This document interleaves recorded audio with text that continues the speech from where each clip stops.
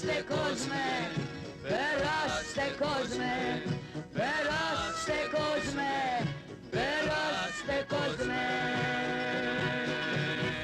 Σε μια εποχή που η παγκοσμιοποίηση ουσιαστικά έχει καταργήσει την ηλική ιδιοκτησία, όταν τα νοικοκυριά είναι υπερχρεωμένα και τίποτα στο βάθος δεν μας ανήκει ή οφείλεται σε κάποιες από τις μεγάλες οργανισμούς, τους ασφαλιστικούς ή τους εφορευτικούς και τους εφοριακούς, τότε το μόνο που μας μένει και μας μένει ως παρηγοριά είναι η πνευματική ιδιοκτησία.